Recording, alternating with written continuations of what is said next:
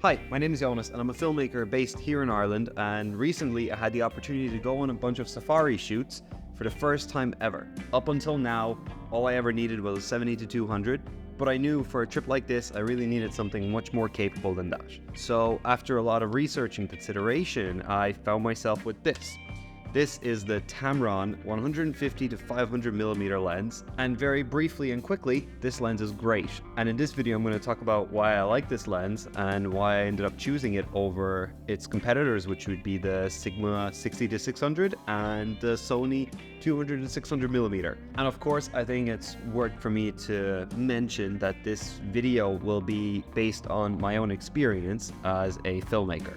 And if you are a photographer looking for a review on this lens, then I will leave some links down in the description of some people that have done an incredible job reviewing this from a photography perspective. And so, without any further ado, let's go right into this video and let me tell you how and why this lens is an incredible lens and that every filmmaker who is into safaris and wildlife should have in their bag.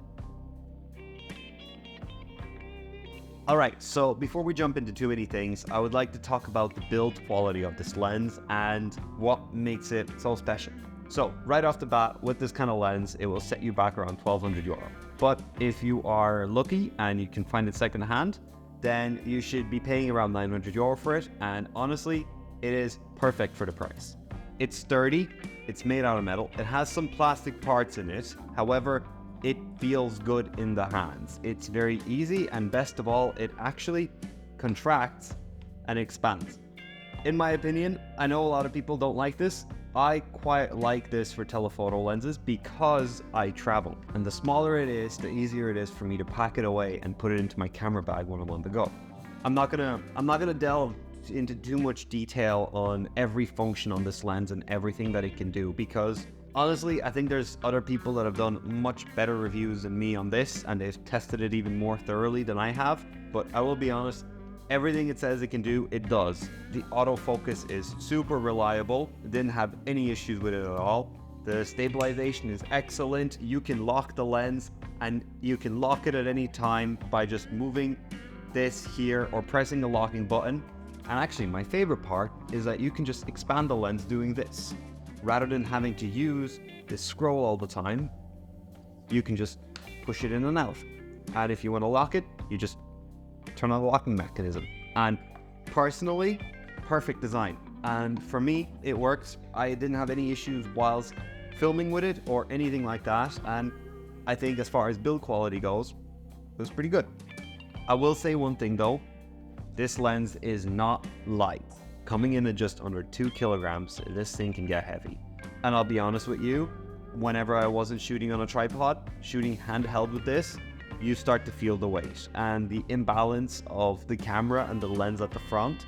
It starts to really weigh things down and make it that extra bit harder to shoot and film.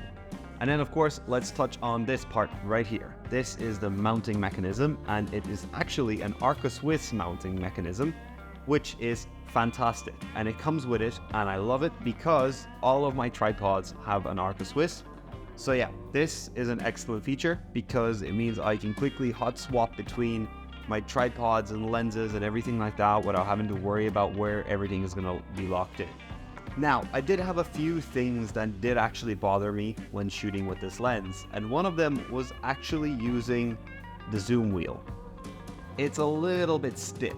I found it that it was like a little bit too stiff to zoom in quick enough, so I'd find myself more often just extending the lens rather than like using the actual wheel. I would just push out and pull back in. And then when in manual focus, the focus dial was right over here, which I don't have a problem with, but it wasn't always the most responsive from when I was filming and having to be in manual focus. So it was more like once the focus got set, I didn't really try to move it or change anything around because I just did not want to have to deal with refocusing a shot. Now, this lens also has stabilization, and it's actually decent.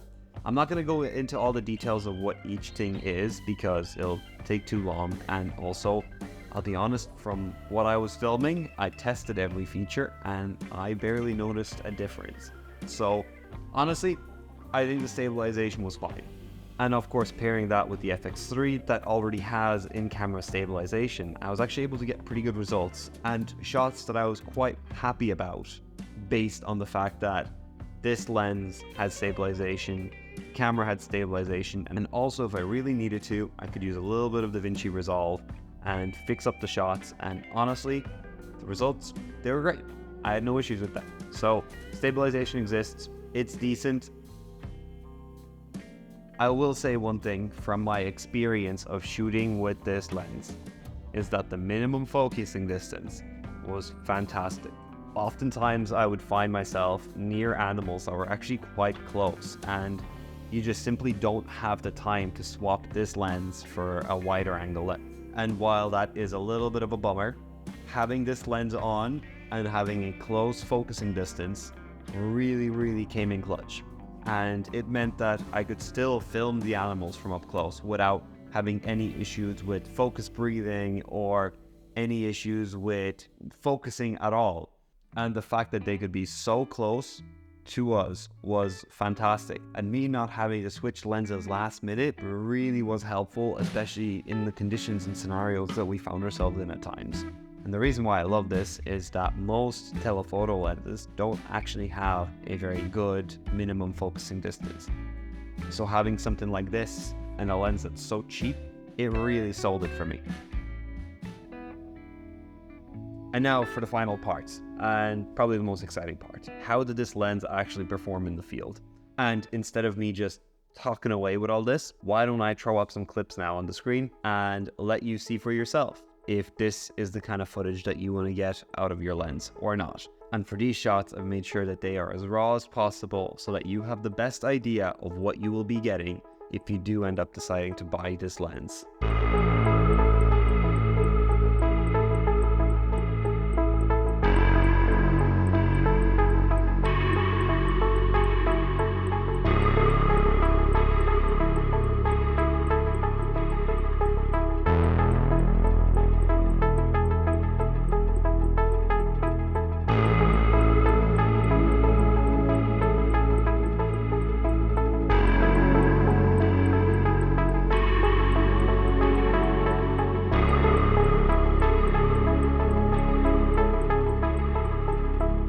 At the end of the day, all this is great, but would I recommend this lens? And the short answer is yes.